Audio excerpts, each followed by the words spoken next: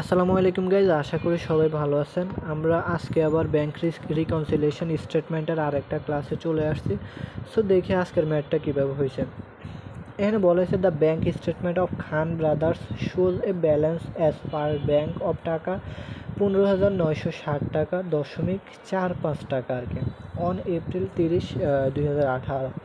On this date, the balance of cash per books is টাকা 11,589.45 টাকা। In review, the following items are determined.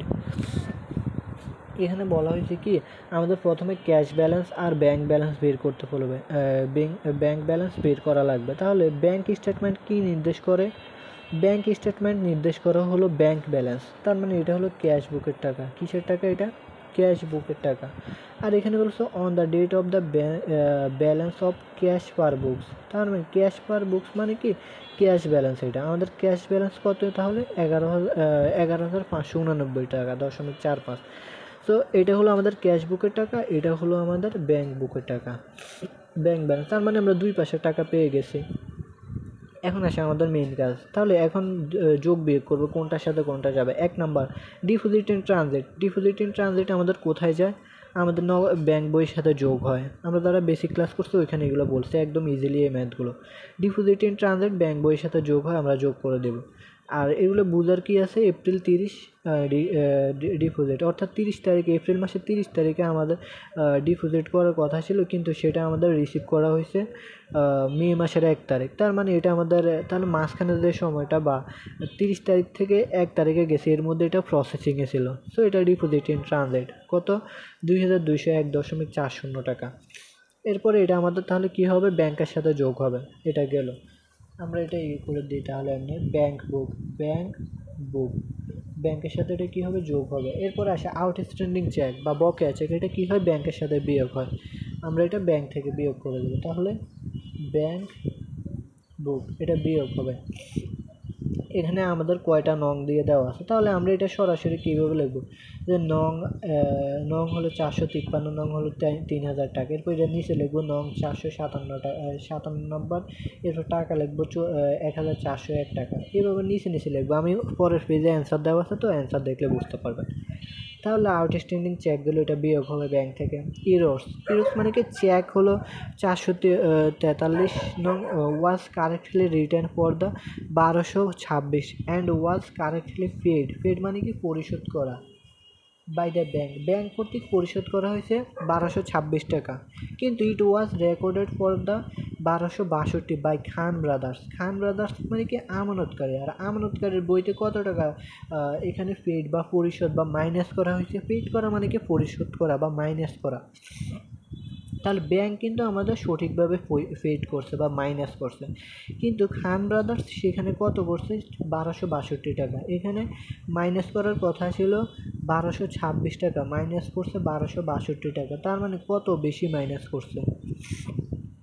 তার মানে আমরা যদি সেই টাকাটা এখন যোগ করে দিই তাহলে আমাদের কারেকশান হয়ে যাবে। আমরা যদি এখানে দেখি, আমরা সেই টাকাটা এখন যোগ করে দেব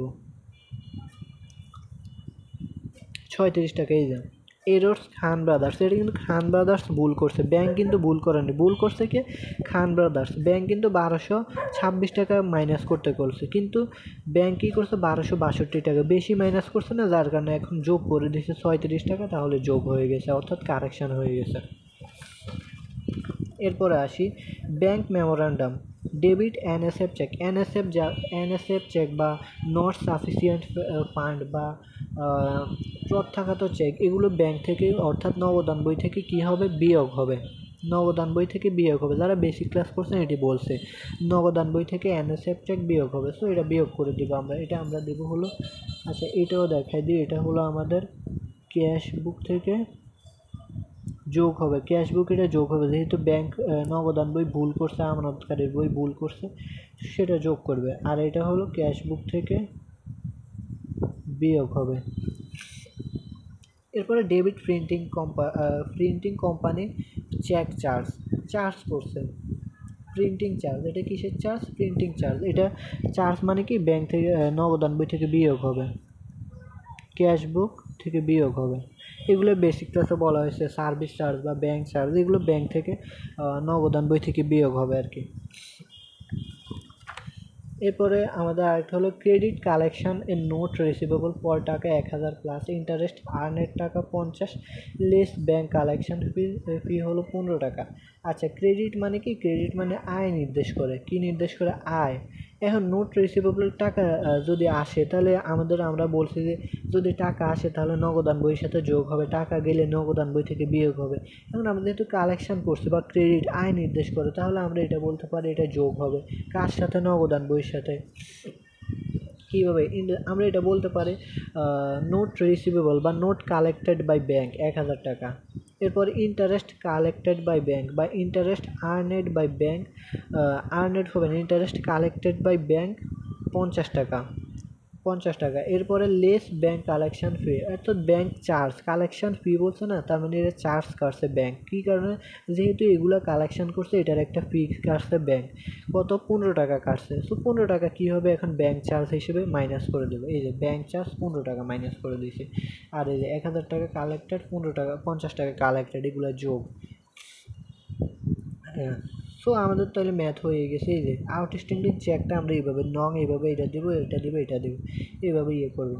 তারপরে এগুলো এটা থেকে এটার সাথে যেটা যোগ হবে যোগ করবে, যেগুলো বিয়োগ হবে বিয়োগ করে বসাবো। দুই পাশ কিন্তু আমাদের মিলে যাবে। যদি দুই পাশ মিলে যায় তাহলে বুঝতে হবে আমাদের অ্যান্সার হয়েছে। তো আশা করছি সবাই বুঝতে পারছেন। এরপরে যদি ম্যাথটা কেউ না বুঝতে পারেন অবশ্যই কমেন্টে জানাবেন।